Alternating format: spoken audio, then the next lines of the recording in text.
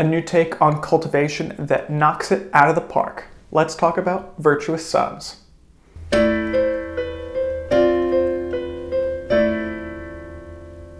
Hey there everybody, welcome back to Fantasy Inc. My name is Wythe, and today we are doing a book review on Virtuous Sons by Y.B. Stryker. This was initially a Royal Road publication, and the author's name, or pseudonym I should say, was Yeah Boy, and it definitely grabs attention, just like this book actually does. I have to say, when I picked it up, I thought this could either be a masterpiece or it could fall very, very flat.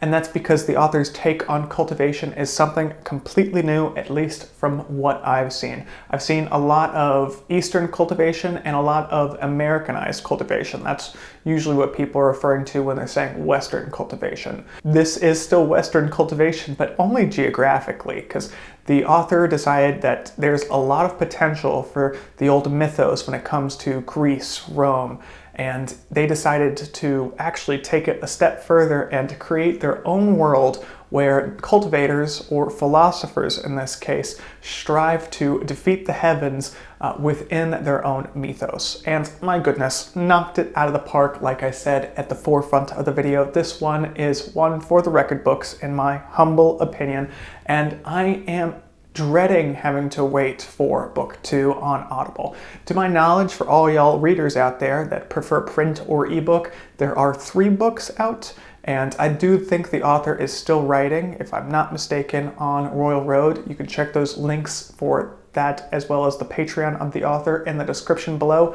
But enough said about that. Let's jump into a semi-spoiler-free summary. This book follows our 2 main protagonists that are cut from similar cloths, but at the same time have led very different lives up until the point that they meet. The first gentleman that gets the spotlight and really keeps it throughout the book is known as Leo initially, until he decides to go by a new name as of Griffin, and the second gentleman is known as Solus, or as Griffin likes to call him, Sol, where Griffin is Greek through and through. Sol is certainly Roman. At least he is the embodiment of what Rome used to be, seeing as in this timeline it has recently fallen. And Sol, who was a legionary and a captain at that, has been captured and has become a slave to what we find out to be Griffin's cult, or in this case, if you were to think of them in cultivation terms, their sect. Griffin is the young aristocrat, and that's just another word for him being the son of the sect leader, so really what he says goes unless his father is in disagreement with him. Now when it comes to Griffin, you can imagine he is as obnoxious as he is charming, as we would expect from a young disciple who is the sect leader's son.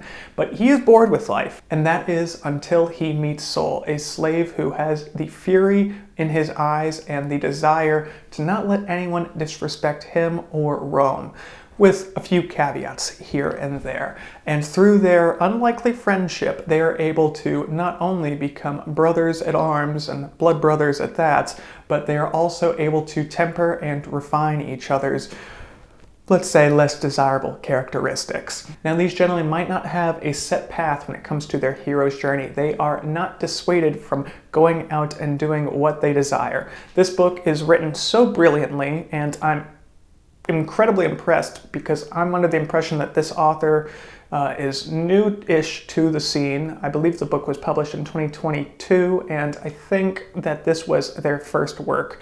And if I'm correct there, yeah, they might just be doing this under a pseudonym, and they might be an already established author. Even with that said, this book is stupendous. Now we're going to go ahead and jump over to the pro-con-pro for this book, and for those of you who have read it, I hope you agree, and if you don't, please let me know in the comments below. The first pro is definitely going to be such an interesting take on cultivation. I kind of mentioned it at the forefront of this video, so I won't beat a dead horse, but when it does come down to it, the author decided there's a lot of cultivation stories out there. A lot of them are Eastern, some have been Americanized, but still, at the end of the day, he decided to do something completely different. This one touches on a lot of different myths out there, but there's very rarely been a cultivation-focused story, at least, again, from what I've seen. In this case, Y.B. Stryker is having to do a lot of the heavy lifting on his own, and he has very few references of what this story is supposed to look like. So again, this is a great take on this genre. Now, when it comes to the con for the series, I'm gonna be candid, there is a decent chunk of exposition dumping. It does come very naturally through the flowing of conversations, at least in most cases. But ironically, due to the first pro, seeing as it is a new take on this genre, a lot of the work can't be assumed by the reader. It has to be built out, and thus it needs to be explained. So the author, like I said, does do a fairly good job of getting these new concepts across to the reader, but there are some cases where you're just thinking to yourself like, oh my goodness, we need to break this up a little bit more. But that's the only con that I could find in this series, other than the lack of a glossary at the end of this book, because it would have been very helpful to say the least. Now, when it comes to the second and last pro for this book review, I have to acknowledge we might have another contender when it comes to male friendships in the fantasy genre. Both Griffin and Sol may have started out their relationship with a bit of a status imbalance. They still found ways to become fast friends, and begrudging ones at that, at least when it comes to Sol's opinion. Just their interactions and relationships remind me a lot of my own friendships. There's a lot of ribbing between male friends, and you're gonna say all the kind things behind their back, but you're gonna give them crap to their face. Though they do have the ability to pay each other compliments on occasion, it is far and few between, at least when they're talking to each other. With all that said, I do appreciate everyone's time. We're gonna go ahead and jump to the deep dive. I'm gonna keep this one short, but I hope if you have checked this book out, you're gonna join me and we can chat about all the spoilers in the comments below, at least if we give a heads up first. Thanks again, and be sure to keep reading.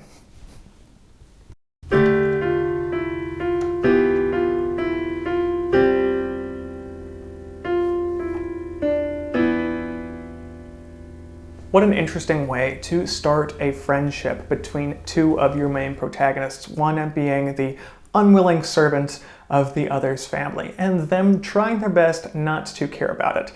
But at the same time, we have Griffin, who is willing to take advantage of that relationship. I think it's so ironic that that is how the relationship started, and then we jump into part 2 of the book, and their statuses almost completely flip. Whereas Griffin was the young aristocrat in his family's cult, or sect in this case, and now when we actually are in Olympia, all the heroes around them who they've come to gather and put some modicum of faith into see Sol as the actual master/disciple and their relationship. I thought that was such an interesting dichotomy that the author was able to weave together. And it makes sense if you're looking at their bearing. At least to these heroes, they see Griffin, a young, arrogant, yet charming cultivator who probably has not had to work for anything a day in his life, and they see Sol, a very stoic, silent type, and they're going to assume that this one is the leader in this relationship, whereas the charming disciple was able to potentially unwittingly gather a new master in this case. And that assumption they're able to keep together fairly well, and I'm so surprised that all these cards did not fall when they were trying to build out all these lies, even though Griffin does not lie. He's the master of mistruths. And I think this is because they are able to back up what they're putting down in most cases. Very rarely does Socrates take a disciple and he decide to take Sol on, and very rarely does someone go through the tribulations of the mountaintop like Griffin did, at least solo. So when they are able to accomplish these assumptions of impossibilities, they're able to solidify this relationship while also being extremely weaker compared to the heroes that they have around them. So when it comes down to it, Y.B. Stryker, I do have to tip my hat to you, because I'm not only so impressed with you building out this friendship between these two main protagonists, but the way you were able to do it.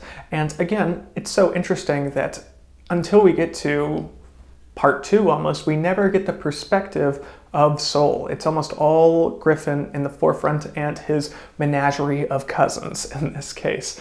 And I was wondering if we were ever going to get to it, but I have to say, having waited for it and gotten to see how Sol is acting as a servant compared to how he was as a legionnaire, we are able to understand how much of a toll his past has taken on him. And that is very evident, at least once you get his backstory. The one other thing I wanted to cover is the difference in cultivation. Now, I'd mentioned in the second part of the con in the forefront of the video that there was no glossary to this book, and I think that would have been very, very helpful, at least for me, because there were a lot of words getting thrown around that I definitely remember learning in middle school, though I might not have been as aware as I could. I always get ethos and logos mixed up. One aspect I would love more context on is the actual progression path of cultivators, or philosophers in this case. Do you just jump from a philosopher to a hero to a tyrant? Are there extra steps? I remember we had a couple ascensions or level ups, for lack of a better term, for our main characters, and they seem to have different paths or different progression types, whether that be civil or any of the other words that I can't remember right now. So again, a glossary would have been fantastic, but again, I will try my best to digress from there.